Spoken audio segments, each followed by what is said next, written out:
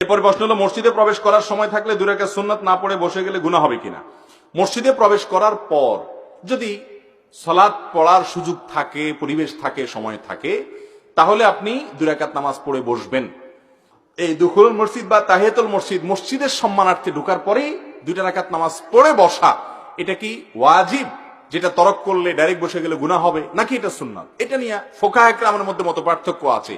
এ হাদিসকে বুঝার ক্ষেত্রে অ্যানালাইসিস করে, গবেষণা করে এটা থেকে মাসআলা উত্তোলনের ক্ষেত্রে ফোকাহে কেরামের মত পার্থক্য আছে। ইমাম আবু হানিফা রাহিমাহুল্লাহর মত হলো, আমাদের দেশে উলামায়ে কেরাম যে হানাফি মাযহাব আছে, আমাদের দেশে হানাফি মাযহাব এবং গোটা দুনিয়াতে হানাফি মাযহাব অনুযায়ী এটা ওয়াজিব না, এটা পড়লে অফুরন্ত সওয়াব হবে, অনেক ভালো কাজ, কিন্তু কেউ বসে গেলে গুনাহগার হবে না। কিন্তু নবী করিম সাল্লাল্লাহু আলাইহি সাল্লামের যে হাদিস, সেই হাদিসের দিকে তাকালে আমরা দেখতে পারি এটাকে উড়িয়ে দেওয়ার মতো আমল নয়। নবী করিম সাল্লাল্লাহু আলাইহি সাল্লাম বলেছেন, তোমাদের কেউ যখন মসজিদে প্রবেশ করবে, ফালা ইয়াজলিস আও ফালা ইয়াকউদ হাত্তা ইয়ারকা রাকাতাইন, দুই রাকাত নামাজ পড়া ছাড়া, মসজিদে ঢোকার পর তাহিয়াতুল মসজিদ পড়া ছাড়া যেন সে না বসে। মসজিদে ঢুকলে নামাজ পড়েই যেন কি করে, বসে। অনেক উলামায়ে কেরাম বলছেন চেয়ারে কেউ বসলে সেটা এক্সেপশন, আবার অনেকে বলছেন না, চেয়ারে বসলেও বসা, দুই রাকাত পড়ে তারপরে কি করবে, বসবে।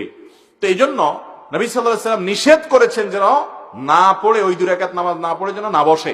অতএব এটাকে গুরুত্ব দেওয়া